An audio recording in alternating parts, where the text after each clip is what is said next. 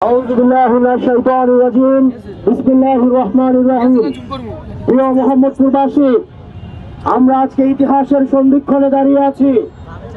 আগামী 12 তারিখ যেই সংসদীয় নির্বাচন অনুষ্ঠিত হবে, সেই সংসদীয় নির্বাচন ফ্যাসিবাদ এবং গণতন্ত্রের মধ্যে রূপরেখা টেনে দিবে।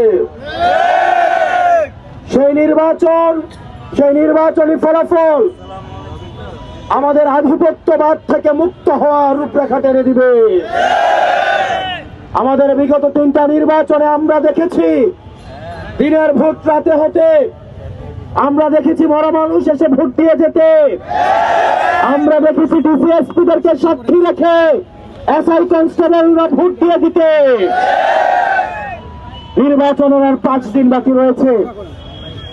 এই 5 দিন পূর্বে এই 11 দলীয় ঐক্যজোটের যেই গণজোয়ার সৃষ্টি হয়েছে, সেটিকে রুখে দিতে আমরা দেখছি নানা মহল তৎপর হয়েছে, দেশি বিদেশি ষড়যন্ত্র তৎপর হয়েছে।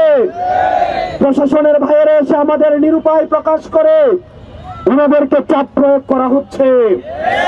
আমরা বিশ্বাস করি এই নির্বাচনে কোনো পুলিশের ভাই, কোন এসপিডিসির জন্য আলাদা বান্ডেল রাখতে হবে না, কোন এসআই কনস্টেবলের জন্য আলাদা বান্ডেল রাখতে হবে না।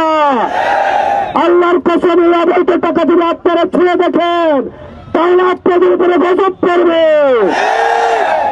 প্রিয় প্রশাসনের বাইরেরা, এই গণতন্ত্র উত্তরণের জন্য শত সহস্র মানুষের রক্ত, ঘাম, আয়নাঘর এবং ঘুম হওয়ার ইতিহাস রয়েছে। ইলিয়াস ভাইয়ের গুম হওয়ার ইতিহাস রয়েছে।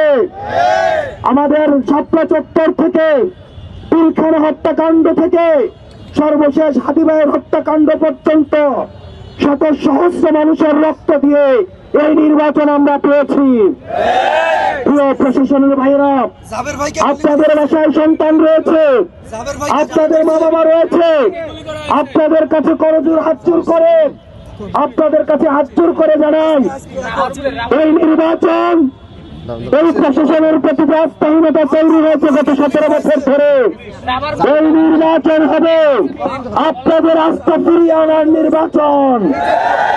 এটা শুধু রাজনীতিবিদদের পরীক্ষা নয়, এটা আমাদের প্রশাসনের পরীক্ষা। তারা কতটা নিরপেক্ষ আচরণ করে সেটার পরীক্ষা। ভাইয়েরা, আপনারা মেধার স্বাক্ষর রেখে, যোগ্যতা দিয়ে আপনারা চাকরিতে এসেছেন, কোন রাজনৈতিক দলের গোলাম হওয়ার জন্য না। সেই রাজনৈতিক দলের গোলামি যদি করেন, এবার নির্বাচনে যদি আপনারা নতজানু হন, আগামী 100 বছর তাদের গোলামি করতে হবে, আগামী 100 বছর ভারতের গোলামি করতে হবে। প্রশাসনের ভাইয়েরা, এই সহস্রাধিক শহীদ আপনাদের সামনে শহীদ হয়েছে, আপনাদের সন্তানদের রাস্তায় নেমে এসেছে। যে এসপি গুলি করতে নির্দেশ দিয়েছে, তার সন্তান জুলাইয়ের রাস্তায় ছিল। আল্লাহর দোহাই লাগে, আপনারা যারা আছেন এখানে, পুলিশের অনেক সদস্যদেরকে দেখলাম নতুন নিয়োগ পেয়েছেন। আপনাদের পোশাকের আপনাদের কসম দিচ্ছি, এই পোশাকের মর্যাদা রাখার জন্য ভোটের দিন যদি আপনারা কম্প্রোমাইজ করেন, তাহলে জাতি আপনাদেরকে ক্ষমা করবে না। আমরা বিশ্বাস করি, সুস্থ নিরপেক্ষ যদি নির্বাচন দেয়, এই 11 দলীয় ঐক্যজোট কেউ ঠেকাতে পারবে না।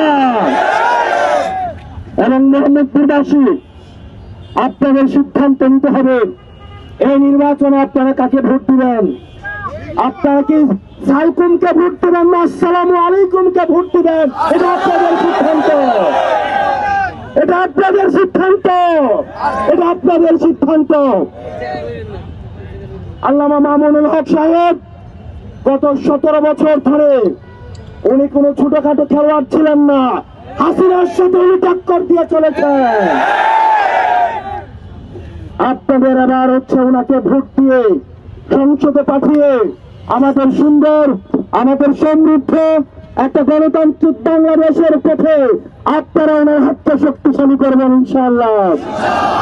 এই মোহাম্মদপুরে কোনো মার্কা আছে, মোহাম্মদপুরে কোনো মার্কা আছে, আদাবরে কোনো মার্কা আছে, ঢাকা একাধারে তো কোনো মার্কা আছে